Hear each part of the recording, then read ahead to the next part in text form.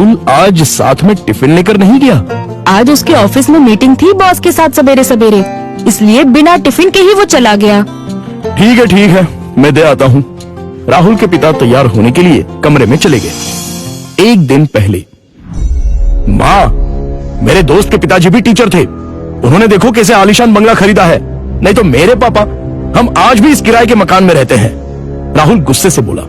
राहुल, तुम्हें पता नहीं शायद, पर तुम्हारे पापा घर में सबसे बड़े थे, इसलिए 2 बहन और 2 भाइयों की शादी उन्हें ही करनी थी, और साथ में तुम्हारी पढ़ाई का खर्चा, और तुम्हारी बड़ी बहन की शादी भी तो थी। किसने किया ये सब? क्या फायदा इन सब का? उनके भाई बहन अब बंगले में रहते हैं। कभी उन्होंने सोचा है कि अपना भाई किराए के मकान में रहता है तो उसके लिए एक छोटा सा घर खरीद के दे दे? ये सुनकर माँ की आंखों में आंसू आ गए। उन्हें समझ नहीं आ रहा था कि जन्म दिया बेटा अपने बाप के बारे में ऐसी बातें कर रहा है। फिर माँ बोली, तुम्हारे पिता ने अपना कर्तव्य निभाया, अपने भाई बहनों से कभी किसी चीज की उम्मीद नहीं की। राहुल पागलों जैसा बोल रहा था। अच्छा वो ठीक है, पर पिताजी लड़कों की ट्यूशन लेते थे। उनसे अगर फीस लेते तो आज पिताजी पैसों की गद्दी पर सोते। आजकल के क्लास वाले देखो कैसे इंपोर्टेड गाड़ियों में घूमते हैं। लेकिन तुम्हारे पिता के कुछ उसूल थे, ज्ञान बांटने के, पैसे नहीं लेने के, इसलिए तो उन्हें ढेर सारे पुरस्कार भी मिले। पता भी है तुम्हें? ये सुनते ही राहुल जोर से चिल्लाया, क्या फायदा इन पुरस्कारों का? क्या उनसे हमारा मकान बनेगा? पड़े हैं धूल खाते उस कबाड़ खाने में, कोई नहीं पूछता है उनको। तभी दरवाजे की बेल बजती है। पिताजी ने अपनी बातें तो सुन नहीं ली ना। इस डर से राहुल का चेहरा उतर गया, लेकिन पिताजी किसी से बात किए बिना ही अपने कमरे में चले गए। ये था कल का झगड़ा, और आज मोहनलाल ने साइकिल को टिफिन लगाया और कड़ी धूप में राहुल के ऑफिस पहुंच गए। कड़ी धूप होने के कारण वो थक गए थे। ऑफिस पहुंचने पर उनको सिक्योरिटी गार्ड ने रोका। राहुल सर को टिफिन देना था, क्या मैं अंदर जा सकता हूं? मोहनलाल ने पूछा। अभी नहीं दे सकते, वो बॉस के साथ मीटिंग में है। जब मीटिंग खत्म होगी तब दे देना। चलो यहां से हटो, बॉस तुम्हें देखना नहीं चाहिए। अगर बॉस को दिख गए तो मेरी हालत खराब हो जाएगी। चलो जाओ उधर, गार्ड बोला। मोहनलाल कुछ ही दूरी पर धूप में खड़े रहे। मीटिंग 1 घंटे से ऊपर तक चली। उनके पैर में दर्द होने लगा। तभी ऑफिस के केबिन का दरवाजा खुलने की आवाज आई। बॉस के पीछे पीछे राहुल भी आया। धूप में खड़े हुए पिताजी को देखकर वो मचलाया। चलते चलते बॉस की नजर मोहनलाल पर पड़ गई। गाड़ी में बैठने की बजाय वो वहीं खड़े रहे। वो सामने धूप में कौन खड़ा है? उन्होंने गार्ड से पूछा। अपने राहुल साहब के पिता हैं, टिफिन देने आए थे। गार्ड डरते हुए बोला। बुलाओ उन्हें। राहुल घबरा गया, उसके पसीने छूट गए। उसे अपने पिता पर बहुत गुस्सा आया। गार्ड के बुलावे पर मोहनलाल अंदर आए। बॉस उनके पास गए और बोले, आप मोहनलाल सर हैं ना? सरकारी स्कूल में आप ही टीचर थे ना? हाँ, पर आप कैसे पहचानते हैं मुझे? कुछ समझने से पहले ही बॉस ने मोहनलाल के पैर छुए। राहुल और सब लोग ये देखकर हक्का बक्का रह गए। सर, मैं विजय, आपका स्टूडेंट था। आप मुझे पढ़ाने के लिए घर आते थे। हाँ, याद आया। बाप रे, तुम तो बहुत ही बड़े हो गए हो। विजय मुस्कुराया और बोला, सर आप यहाँ धूप में क्या कर रहे हैं? चलिए अंदर बैठते हैं, बहुत सारी बातें करनी है आपसे। सिक्योरिटी, तुमने इन्हें अंदर क्यों नहीं बिठाया? सिक्योरिटी ने शर्म के मारे गर्दन नीचे कर दी और बोला, सॉरी सर, गलती हो गई।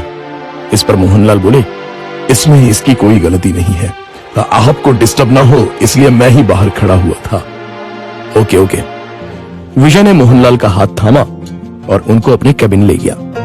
बैठिए सर, अपने कुर्सी की तरफ उंगली करते हुए विजय बोला। नहीं, ये कुर्सी तो तुम्हारी है। मोहनलाल हिचकिचाहट से बोले, सर आपकी वजह से ही तो ये कुर्सी मुझे मिली है, इसलिए इस पर सबसे पहले आपका हक बनता है। विजय ने जबरदस्ती मोहनलाल को अपनी कुर्सी पर बिठाया। शायद आपको पता नहीं, लेकिन अगर सर नहीं होते तो आज ये कंपनी नहीं होती और मैं अपने पिता के साथ उनकी दुकान में बैठा रहता, विजय ने अपने साथियों से कहा।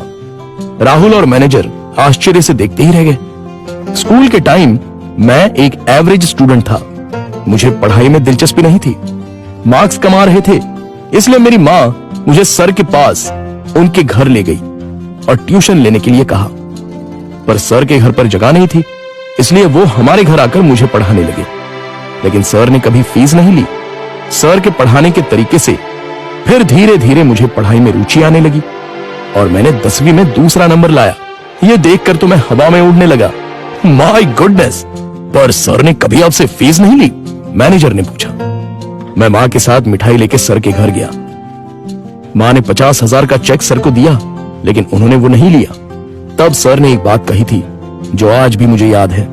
सर ने कहा था, मैंने कुछ नहीं किया, आपका बेटा ही होशियार था। मैंने सिर्फ उसे रास्ता दिखाया है और मैं ज्ञान बेचता नहीं हूं, दान करता हूं।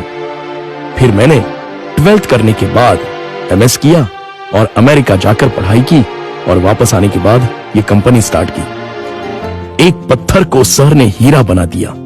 सर, आपको सच में दिल से प्रणाम। मोहनलाल की आंखों में आंसू आ गए। यह सच में कमाल की बात है। बाहर दुनिया में पढ़ाई का बाजार चल रहा है और इन्होंने बिना फीस लिए पढ़ाया। मान गए सर आपको। ऐसे लोग उसूल के पक्के होते हैं। इन्हें पैसों की और पुरस्कार की भी चाह नहीं थी। इन्हें तो बस अपने स्टूडेंट का भला हो, यही दिन रात सोचते थे। सही कहा सर आपने।